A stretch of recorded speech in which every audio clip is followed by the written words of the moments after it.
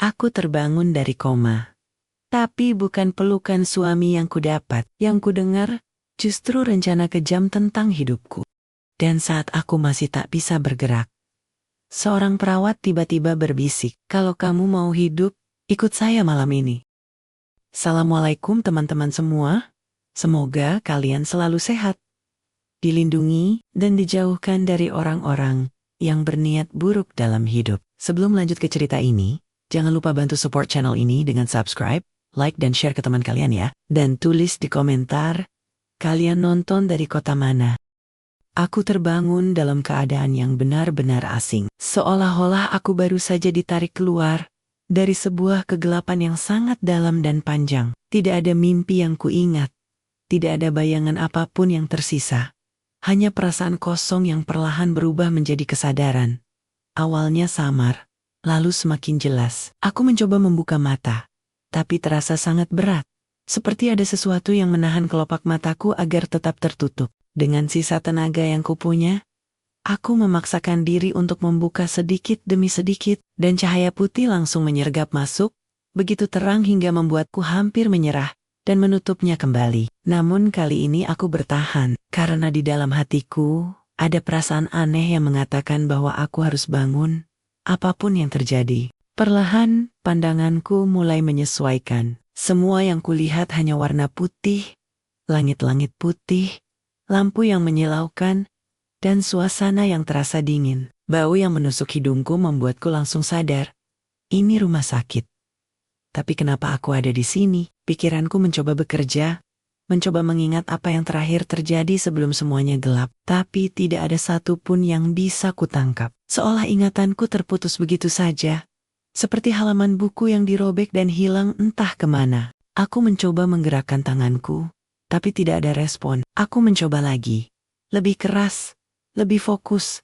Tapi tetap tidak ada yang bergerak. Tubuhku terasa seperti bukan milikku.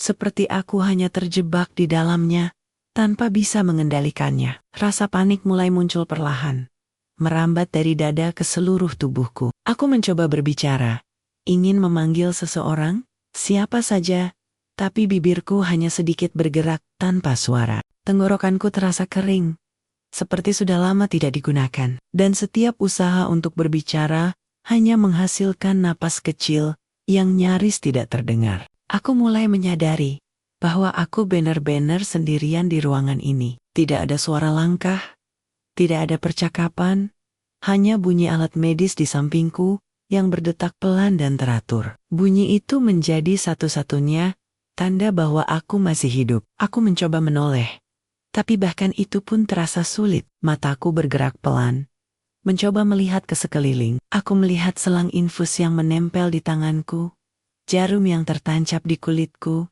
dan beberapa kabel yang terhubung ke tubuhku. Saat itulah rasa takut yang sebenarnya mulai datang. Aku sadar, aku tidak hanya berada di rumah sakit, tapi aku berada dalam kondisi yang tidak normal. Aku tidak bisa bergerak, tidak bisa berbicara, dan bahkan tidak tahu sudah berapa lama aku berada di sini. Air mata tiba-tiba mengalir, tanpa bisa kutahan. Rasanya aneh. Aku bisa merasakan air mata itu jatuh di pelipis, tapi aku tidak bisa mengangkat tangan untuk menghapusnya. Pikiranku mulai dipenuhi pertanyaan yang terus berulang. Apa yang terjadi padaku? Siapa yang membawaku ke sini? Sudah berapa lama aku terbaring seperti ini? Apakah ada yang menungguku? Apakah ada yang peduli kalau aku bangun atau tidak? Pertanyaan-pertanyaan itu terus berputar tanpa jawaban, membuat dadaku semakin sesak. Lalu tiba-tiba, satu nama muncul di kepalaku. Suamiku.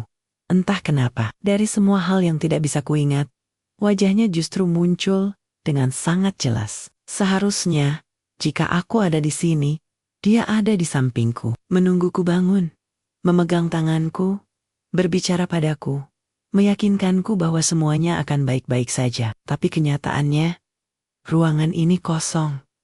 Tidak ada siapapun, hanya aku, mesin, dan kesunyian yang terasa begitu menekan. Waktu berjalan sangat lambat. Aku tidak tahu berapa lama aku terbaring di sana, hanya menatap lenggit-lenggit tanpa bisa melakukan apa-apa. Setiap detik terasa panjang, Setiap napas terasa berat. Aku mencoba sekali lagi menggerakkan jari-jariku, dan kali ini ada sedikit reaksi. Sangat kecil, hampir tidak terasa, tapi cukup untuk memberiku harapan bahwa aku belum sepenuhnya kehilangan kendali atas tubuhku. Aku mencoba lagi, berkali-kali, meskipun setiap usaha membuatku semakin lelah. Kelelahan itu perlahan mengambil alih. Mataku mulai terasa berat lagi. Tapi kali ini, bukan karena kegelapan yang menelanku seperti sebelumnya. Aku tahu, aku sudah bangun. Aku tahu aku masih hidup, tapi bersamaan dengan itu, muncul perasaan lain yang tidak bisa kujelaskan. Sebuah firasat yang membuat dadaku semakin sesak. Seolah-olah, di balik semua ini, ada sesuatu yang tidak beres. Sesuatu yang menunggu untuk aku sadari. Dan semakin aku sadar, semakin aku merasa bahwa apa yang akan datang mungkin jauh lebih menakutkan daripada kegelapan yang baru saja kutinggalkan. Aku masih terbaring tak berdaya, mencoba menenangkan pikiranku yang mulai dipenuhi rasa takut. Tubuhku belum sepenuhnya merespon, tapi kesadaranku semakin jelas. Setiap suara kecil di sekitarku kini terdengar lebih tajam. Detak alat medis, hembusan AC, bahkan gesekan kain di tempat tidur terasa begitu nyata. Aku mencoba fokus, mencoba bertahan di tengah kondisi yang membuatku merasa seperti terjebak dalam tubuhku sendiri. Lalu, aku mendengar sesuatu. Awalnya samar, seperti suara dari kejauhan. Aku tidak yakin itu nyata atau hanya bayangan dari pikiranku yang masih belum stabil. Tapi semakin lama, suara itu semakin jelas. Ada orang di luar ruangan. Aku mencoba memusatkan pendengaranku, menahan napas, berharap bisa menangkap apa yang mereka katakan. Dan saat itu, aku mengenali suara itu. Suara suamiku. Jantungku langsung berdegup lebih cepat. Ada perasaan lega yang tiba-tiba muncul. Akhirnya, dia ada di sini. Dia datang. Mungkin dia sudah menungguku selama ini. Mungkin dia khawatir. Mungkin dia akan masuk sebentar lagi, memegang tanganku, dan memanggil namaku seperti dulu. Tapi harapan itu hancur dalam sekejap. Aku capek begini terus. Kapan ini selesai juga? Suara itu terdengar jelas, datar, tanpa emosi. Tidak ada kekhawatiran, tidak ada rasa kehilangan, hanya lelah. Seperti seseorang yang sedang terbebani. Bukan seseorang yang sedang menunggu orang yang dicintainya bangun dari koma. Dadaku langsung terasa sesak. Aku mencoba meyakinkan diriku sendiri bahwa mungkin aku salah dengar. Mungkin dia hanya sedang lelah. Mungkin dia tidak bermaksud seperti itu. Tapi sebelum aku sempat berpikir lebih jauh, suara lain menyusul. Suara ibu mertuaku. Ya sudah, kalau memang gak ada harapan, ya kita urus saja semuanya. Nada suaranya dingin, tegas, tidak ada sedikit pun kelembutan. Tidak ada rasa sedih. Seolah yang sedang mereka bicarakan bukan manusia, bukan aku, tapi hanya sebuah urusan yang harus diselesaikan. Oku membiku. Semua harapan yang tadi sempat muncul langsung runtuh. Aku ingin menyangkal. Aku ingin percaya bahwa ini hanya salah paham. Tapi kata-kata mereka terlalu jelas untuk diabaikan. Suamiku menghela napas panjang. Dokter juga bilang, belum tentu dia bakal bangun. Kita juga nggak bisa nunggu terus. Setiap kata yang keluar dari mulutnya terasa seperti pisau yang menusuk perlahan ke dalam dadaku. Aku ingin berteriak. Aku ingin mengatakan bahwa aku di sini. Aku sadar, aku bisa mendengar semuanya. Tapi tubuhku tetap diam. Tidak bergerak. Tidak bersuara. Aku hanya bisa menangis. Air mata kembali mengalir di pelipis. Tanpa suara, tanpa perlawanan. Rasa sakit yang kurasakan bukan lagi karena tubuhku, tapi karena hati yang perlahan hancur. Orang yang selama ini kupercaya, yang kupikir akan selalu ada di sisiku, justru berbicara tentangku seperti aku sudah tidak ada. Mereka terus berbicara. Yang penting sekarang kita siapin aja semuanya, kata ibu mertuaku lagi. Daripada nanti ribet kalau dia tidak melanjutkan kalimatnya. Tapi aku tahu maksudnya. Mereka sudah mempersiapkan segalanya untuk kemungkinan terburuk, untuk kematianku. Aku tidak tahu harus merasa apa lagi. Sedih, marah, kecewa. Semuanya bercampur menjadi satu. Tapi yang paling kuat adalah rasa tidak percaya. Bagaimana bisa orang-orang yang seharusnya menjadi keluargaku justru terlihat seperti orang asing yang tidak peduli dengan hidupku. Aku mencoba menggerakkan jari-jariku lagi. Berharap kali ini aku bisa memberi tanda bahwa aku masih hidup. Tapi tetap tidak ada yang berubah. Tubuhku masih terkurung. Sementara aku dipaksa mendengar semua percakapan yang menghancurkan itu. Langkah kaki terdengar menjauh. Suara mereka perlahan menghilang, dan ruangan kembali sunyi. Tapi kesunyian kali ini terasa berbeda. Lebih berat, lebih menyakitkan. Karena sekarang aku tahu, aku tidak hanya berjuang untuk bangun dari koma. Aku juga harus menghadapi kenyataan bahwa orang yang paling dekat denganku mungkin tidak pernah benar-benar berada di pihak. Ruangan kembali sunyi setelah langkah kaki mereka menjauh. Tapi kata-kata yang baru saja kudengar terus berputar di kepalaku, tidak berhenti, tidak memudar. Setiap kalimat terasa seperti gema yang memantul di dalam pikiranku.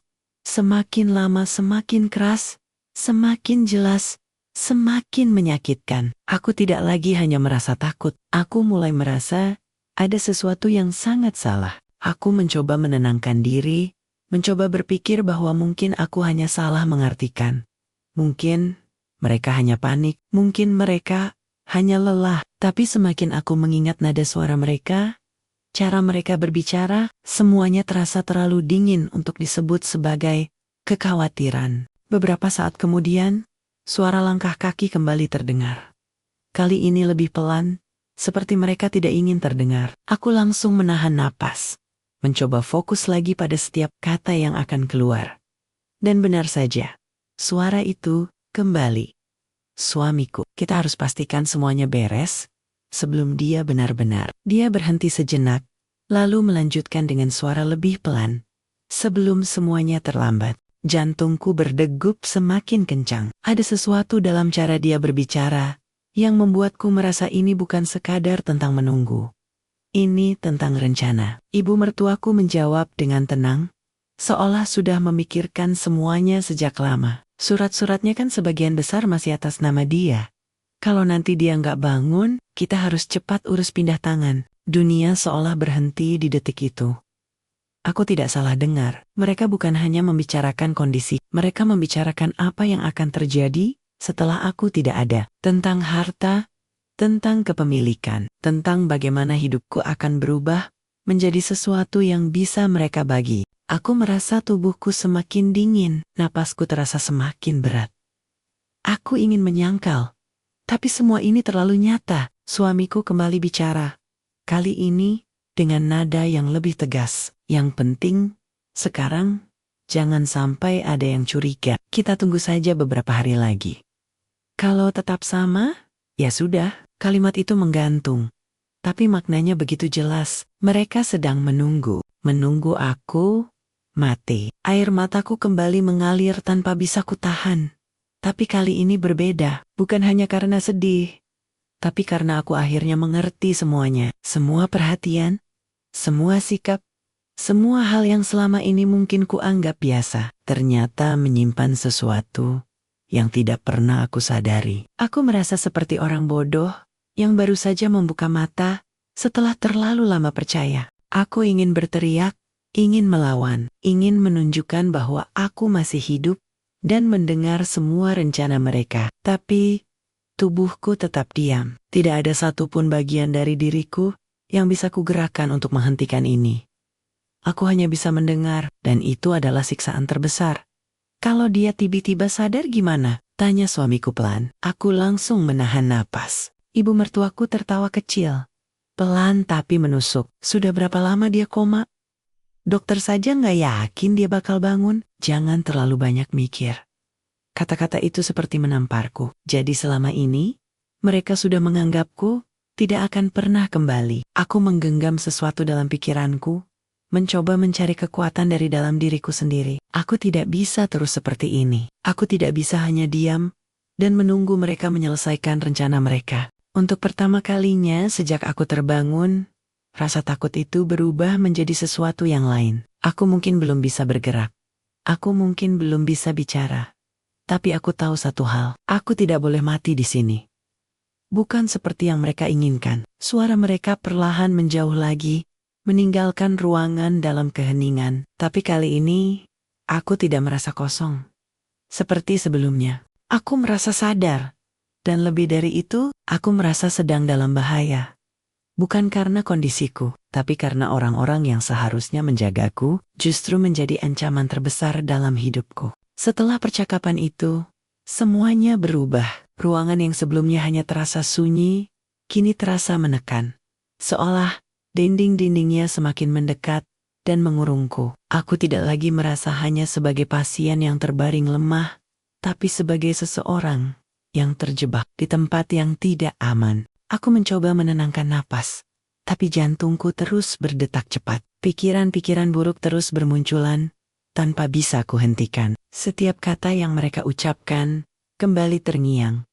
Berulang-ulang, membuatku semakin sadar bahwa ini bukan sekadar ketakutan, ini kenyataan. Aku tidak aman di sini, tubuhku masih tidak bisa digerakkan, tapi kesadaranku semakin tajam. Aku mulai merasakan setiap detail kecil yang sebelumnya samar. Dingin udara di ruangan, tekanan ringan dari selimut, bahkan suara langkah kaki di luar yang kini terasa seperti ancaman. Setiap kali ada suara mendekat, aku langsung tegang. Aku takut mereka masuk lagi, takut mendengar lebih banyak hal yang mungkin tidak sanggup ku terima. Tapi di saat yang sama, aku juga takut jika tidak ada siapapun yang datang. Aku terjebak dalam ketidakberdayaan yang menyiksa. Aku mencoba lagi menggerakkan jari-jariku. Kali ini sedikit lebih kuat. Ada getaran kecil, sangat halus, tapi nyata. Harapan kecil itu muncul lagi. Aku fokus, mencoba mengulanginya berkali-kali. Tapi tubuhku cepat lelah. Seolah setiap usaha membutuhkan energi yang jauh lebih besar dari yang kupunya. Aku tidak boleh menyerah. Pikiran itu terus kupegang, karena sekarang aku tahu, aku tidak hanya harus bangun untuk diriku sendiri, tapi untuk menyelamatkan diriku dari mereka. Waktu terasa berjalan sangat lambat. Aku tidak tahu berapa lama aku terbaring di sana, hanya ditemani suara mesin dan pikiranku sendiri. Tidak ada jam, tidak ada tanda waktu, hanya rasa gelisah yang terus tumbuh. Sesekali, ada perawat yang masuk. Mereka memeriksa alat, mengganti infus, atau hanya melihat kondisiku sekilas. Tapi tidak ada yang menyadari bahwa aku sudah sadar. Tidak ada yang melihat air mata yang kadang masih mengalir. Tidak ada yang tahu bahwa di dalam tubuh yang diam ini, pikiranku berteriak. Aku ingin memanggil mereka, ingin memberi tanda, tapi setiap usaha terasa sia-sia. Aku mulai merasa putus asa. Bagaimana kalau aku tidak pernah bisa bergerak lagi? Bagaimana kalau aku tetap seperti ini, sementara mereka terus menunggu waktuku habis? Bagaimana kalau suatu saat nanti mereka benar-benar mengambil keputusan untukku? Pikiran itu membuat dadaku semakin sesak. Aku mencoba mengingat sesuatu. Apa saja yang bisa memberiku kekuatan? Wajah orang tuaku, kenangan masa lalu, apapun yang bisa membuatku tetap bertahan. Tapi semuanya terasa jauh. Kabur, seolah hidupku sebelum ini adalah milik orang lain. Yang ada sekarang, hanya satu hal yang jelas, aku harus keluar dari sini. Aku tidak tahu bagaimana caranya, aku bahkan belum bisa menggerakkan tubuhku sepenuhnya. Tapi aku tahu, jika aku tetap diam dan menunggu, aku mungkin tidak akan pernah punya kesempatan. Langkah kaki kembali terdengar di luar ruangan. Kali ini aku tidak tahu siapa. Jantungku kembali berdegup kencang. Aku berharap, sekaligus takut. Pintu perlahan terbuka, dan untuk pertama kalinya sejak aku terbangun, ada seseorang yang menatapku dengan cara yang berbeda. Bukan sekadar melihat pasien, tapi seperti melihat seseorang yang benar-benar hidup. Pintu terbuka perlahan, dan seorang perawat masuk ke dalam ruangan. Langkahnya ringan, tidak tergesa, tapi juga tidak santai. Ada sesuatu yang berbeda dari caranya bergerak.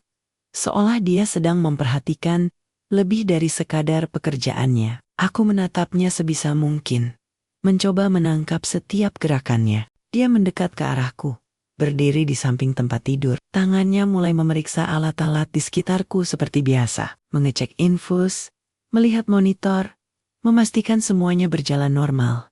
Tapi tatapannya tidak seperti perawat lain. Dia menatap wajahku lebih lama. Aku merasa jantungku berdetak lebih cepat. Ada perasaan aneh, campuran antara harapan dan ketakutan. Apakah dia menyadari sesuatu?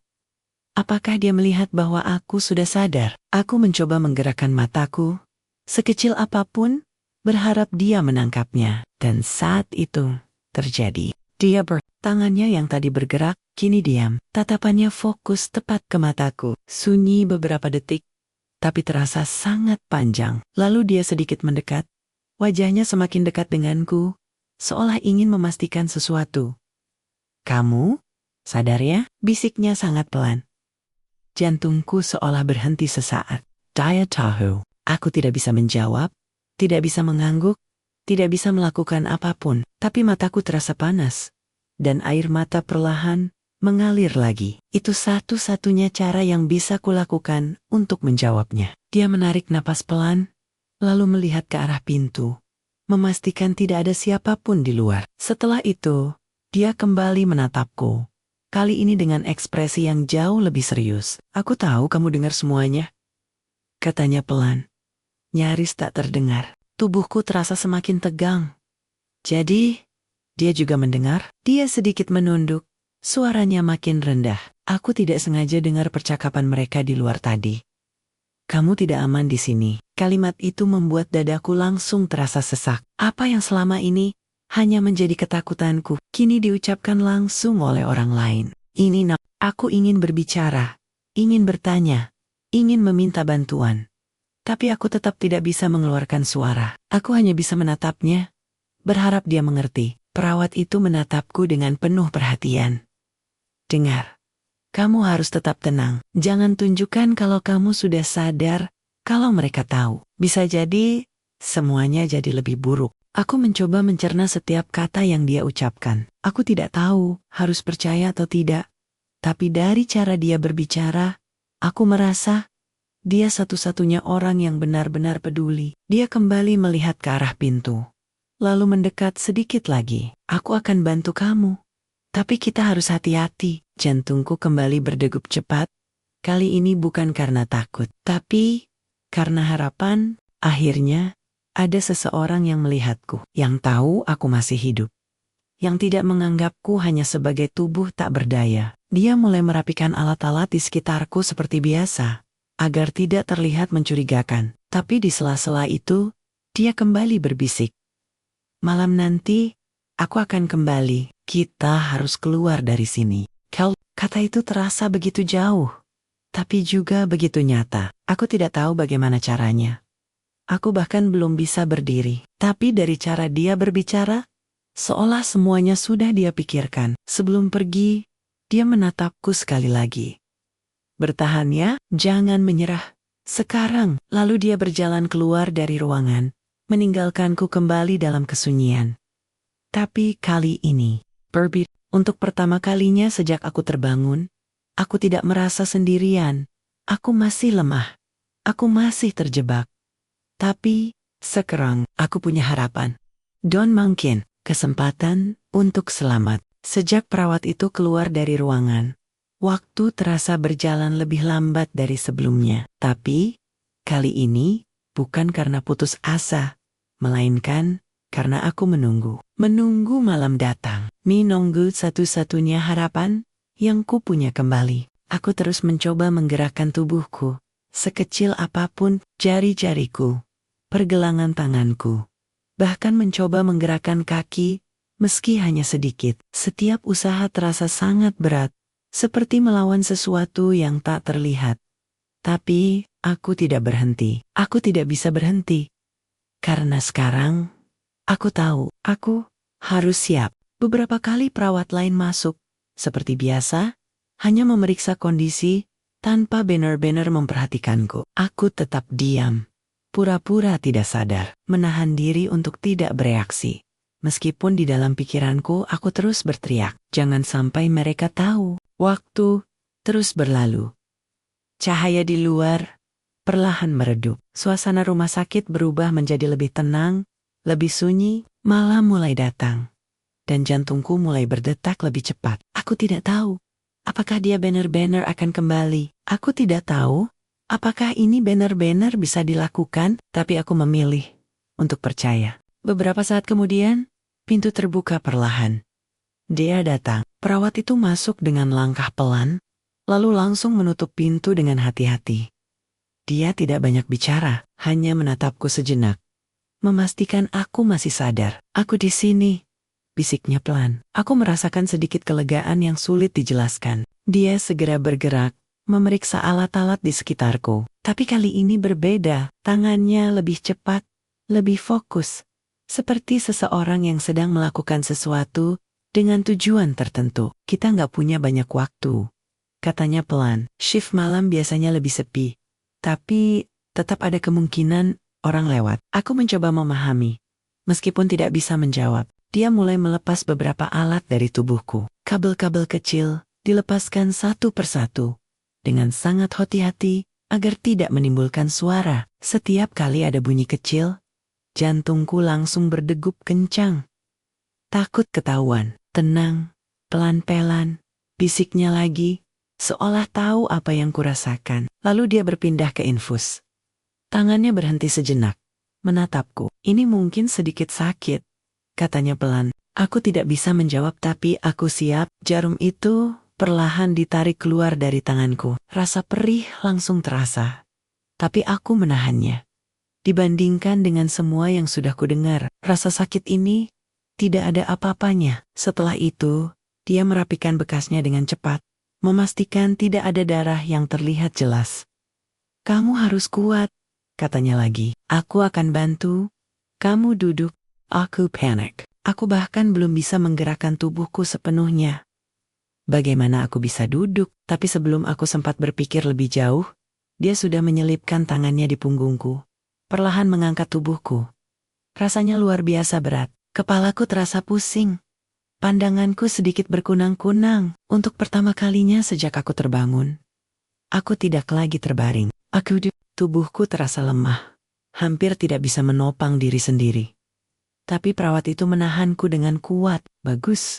Kamu bisa, katanya pelan. Memberi semangat. Aku mencoba menggerakkan kakiku. Lemah. Sangat lemah. Tapi ada sedikit respon. Itu cukup. Dia dengan cepat mengambil kursi roda yang sudah dia siapkan di sudut ruangan. Aku bahkan tidak tahu sejak kapan kursi itu ada di sana. Kita pakai ini dulu, katanya. Dengan hati-hati, dia memindahkanku dari tempat tidur ke kursi roda. Proses itu terasa seperti perjuangan besar. Tubuhku tidak seimbang. Otot-ototku seperti tidak bekerja dengan benar. Tapi dia tidak menyerah. Dan aku pun tidak. Setelah aku duduk di kursi roda, dia menyelimuti tubuhku dengan kain, menutupi sebagian besar tubuhku agar tidak terlalu mencolok. Dia kemudian mematikan beberapa alat di sekitarku, membuatnya terlihat seperti aku masih terbaring dan hanya dipindahkan sebentar. Dengar, katanya sambil menatapku serius. Kita keluar lewat jalur belakang. Jangan buat suara. Apapun yang terjadi, tetap diam. Aku menatapnya, mencoba menunjukkan bahwa aku mengerti. Dia menarik napas dalam, lalu mendorong kursi roda perlahan ke arah pintu. Tangannya berhenti di gagang pintu. Beberapa detik hening, seolah dia memastikan semuanya aman. Lalu, pintu itu perlahan dibuka. Dan untuk pertama kalinya, aku benar-benar meninggalkan tempat itu. Tempat yang hampir merenggut hidupku. Pintu terbuka perlahan, dan udara di luar ruangan terasa berbeda. Lebih dingin, lebih luas, tapi juga jauh lebih menegangkan. Perawat itu mendorong kursi rodaku dengan hati-hati. Setiap gerakannya pelan dan terukur. Aku bisa merasakan ketegangan di setiap langkahnya, seolah satu kesalahan kecil saja bisa menghancurkan semuanya. Lorong rumah sakit tampak sepi. Hanya lampu-lampu redup yang menyala di sepanjang jalan. Tidak ada suara ramai seperti siang hari, hanya sesekali terdengar langkah kaki dari kejauhan, atau suara alat medis dari ruangan lain. Tapi justru kesunyian itu membuat segalanya terasa lebih mencekam. Aku mencoba menahan napas. Takut suara sekecil apapun bisa menarik perhatian. Jantungku berdegup begitu kencang, hingga rasanya aku sendiri bisa mendengarnya. Aku hanya bisa menatap ke depan, mengikuti arah yang perawat itu pilih, tanpa tahu pasti kemana kami akan pergi. Kita lewat sini, bisiknya sangat pelan. Dia berbelok ke lorong yang lebih sempit, jauh dari jalur utama. Dinding di kiri kanan terasa lebih dekat, dan pencahayaan di sana lebih redup, seolah tempat itu memang jarang dilewati. Setiap roda kursi yang bergesekan dengan lantai terdengar begitu jelas di telingaku. Aku takut jika tiba-tiba ada seseorang muncul dari ujung lorong. Takut jika ada yang mengenaliku, takut jika semua ini berhenti di tengah jalan. Kami terus bergerak, sampai tiba-tiba langkah kaki terdengar dari arah depan. Perawat itu langsung berhenti. Jantungku seolah ikut berhenti. Dia dengan cepat mendorong kursi rodaku sedikit ke samping. Bersembunyi di sudut lorong yang agak gelap. Tubuhku terasa kaku. Aku bahkan tidak berani berkedip. Langkah kaki itu semakin dekat. Suara sepatu yang menyentuh lantai terdengar jelas. Seseorang sedang berjalan ke arah kami. Aku ingin menangis. Jika orang itu melihat kami, semuanya selesai. Perawat itu sedikit menunduk, seolah menutupi wajahku dengan bayangan tubuhnya. Tangannya menggenggam pegangan kursi roda dengan erat. Langkah itu berhenti, tepat di dekat kami. Aku bisa mendengar napas orang itu. Detik itu terasa sangat panjang. Lalu, langkah itu kembali bergerak. Menjauh. Aku hampir tidak percaya. Perawat itu menarik napas panjang, lalu berbisik. Kita lanjut. Kami kembali bergerak. Kali ini lebih cepat tapi tetap hati-hati. Lorong demi lorong kami lewati, belokan demi belokan, seolah dia sudah hafal setiap jalur di tempat ini. Dan kemudian, aku melihat sesuatu dari keanehan. Di salah satu lorong yang kami lewati, aku melihat dua sosok yang sangat kukenal. Suamiku dan ibu mertuaku. Mereka berdiri di dekat ruang tunggu, berbicara sambil tertawa kecil. Wajah mereka terlihat santai, tanpa beban, tanpa rasa khawatir sedikit pun. Dadaku langsung terasa sesak. Itu pertama kalinya aku melihat mereka sejak aku bangun. Dan melihat mereka seperti itu, justru membuat semuanya terasa semakin nyata. Mereka tidak tahu aku sudah sadar. Mereka tidak tahu aku sedang pergi. Dan untuk pertama kalinya, aku melihat mereka bukan sebagai keluarga, tapi sebagai orang asing. Perawat itu sepertinya juga menyadari arah pandanganku. Dia sedikit mempercepat langkahnya, membawa aku menjauh sebelum mereka sempat melihat ke arah kami. Aku tidak bisa berpaling. Mataku masih tertuju ke arah mereka. Sampai akhirnya mereka benar-benar hilang dari pandangan. Air mataku jatuh lagi. Tapi kali ini bukan karena sedih, melainkan karena aku akhirnya mengerti satu hal. Aku benar-benar harus pergi. Kami akhirnya sampai di sebuah pintu di bagian belakang rumah sakit. Pintu itu terlihat jarang digunakan. Dengan cahaya luar yang samar terlihat dari celahnya. Perawat itu berhenti sejenak, menatapku. Kita hampir sampai, katanya pelan. Tangannya mendorong pintu itu perlahan. Udara malam langsung menyambut kami. Dingin, tapi terasa bebas. Dan untuk pertama kalinya, sejak semuanya terjadi, aku merasa satu langkah lebih dekat dengan hidupku sendiri. Udara malam menyentuh wajahku, dingin, namun terasa begitu hidup. Setelah sekian lama terkurung di dalam ruangan yang penuh ketakutan, akhirnya aku bisa merasakan dunia luar lagi. Meski tubuhku masih lemah dan pikiranku masih dipenuhi luka, ada sesuatu yang perlahan tumbuh di dalam diriku. Sebuah rasa yang sudah lama hilang, harapan. Perawat itu terus mendorong kursi rodaku menjauh dari bangunan rumah sakit. Lampu-lampu di belakang kami semakin kecil, semakin jauh. Seolah semua yang terjadi di sana perlahan ditinggalkan. Aku menoleh sebentar, melihat gedung itu untuk terakhir kalinya. Tempat di mana aku hampir kehilangan segalanya, termasuk hidupku sendiri. Kita nggak bisa lama di sini, katanya pelan. Aku sudah siapkan tempat yang aman buat kamu. Aku tidak tahu kemana dia akan membawaku. Tapi untuk pertama kalinya, aku merasa percaya pada seseorang. Tanpa ragu, tanpa banyak pertanyaan, aku hanya mengikuti. Karena aku tahu, jika bukan karena dia, aku mungkin tidak akan pernah keluar dari sana. Kami masuk ke sebuah mobil sederhana yang terparkir tidak jauh dari pintu belakang. Dengan hati-hati, dia membantuku berpindah dari kursi roda ke kursi mobil. Tubuhku masih gemetar, Otot-ototku terasa lemah. Tapi kali ini, aku tidak merasa takut. Aku hanya merasa lelah. Don't leave. Perjalanan itu terasa sunyi. Hanya suara mesin mobil dan napas kami yang terdengar. Aku menatap keluar jendela, melihat jalanan yang sepi, lampu-lampu kota yang samar, dan langit malam yang luas. Semuanya terasa begitu berbeda, seolah aku sedang melihat dunia untuk pertama kalinya. Aku akan bawa kamu ke tempat keluargamu, katanya akhirnya, memecah keheningan. Kamu masih ingat mereka? Pertanyaan itu membuatku terdiam. Aku mencoba mengingat. Wajah-wajah yang dulu begitu dekat, kini terasa samar. Tapi di antara semua kekosongan itu, ada satu perasaan yang masih tersisa, hangat, aman. Aku mengedipkan mata perlahan, memberi tanda bahwa aku mengerti. Dia tersenyum tipis. Bagus, kita ke sana. Perjalanan itu tidak terasa lama, atau mungkin karena pikiranku terlalu penuh untuk menghitung waktu. Yang jelas, ketika mobil itu berhenti, aku tahu aku sudah sampai di tempat yang berbeda. Tempat yang terasa lebih tenang. Beberapa orang berlari mendekat saat melihatku. Wajah mereka penuh kejutan, lalu berubah menjadi tangis haru. Aku tidak sepenuhnya mengenali mereka, tapi hatiku merespon. Ada sesuatu di dalam diriku yang tahu, ini adalah orang-orang yang benar-benar peduli. Air mataku jatuh lagi. Kali ini bukan karena sakit, bukan karena takut, tapi karena akhirnya aku merasa kembali. Hari-hari berikutnya tidak mudah. Aku harus belajar semuanya dari awal, menggerakkan tubuhku, berbicara, bahkan mengingat hal-hal kecil. Prosesnya lambat, penuh rasa sakit, dan kadang membuatku ingin menyerah. Tapi setiap kali aku merasa lemah, aku ingat satu hal. Aku ingat satu hal. Aku berhasil keluar dari tempat yang hampir menghancurkanku. Dan itu cukup untuk membuatku terus maju. Tentang suamiku, aku tidak pernah kembali. Aku tidak pernah ingin tahu apa yang terjadi setelah aku pergi. Karena bagaku, semuanya sudah jelas.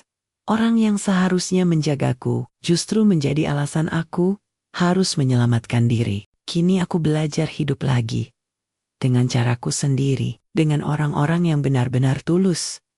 Aku kehilangan banyak hal, tapi aku juga menemukan sesuatu yang jauh lebih berharga, diriku sendiri. Dan untuk pertama kalinya, aku benar-benar hidup.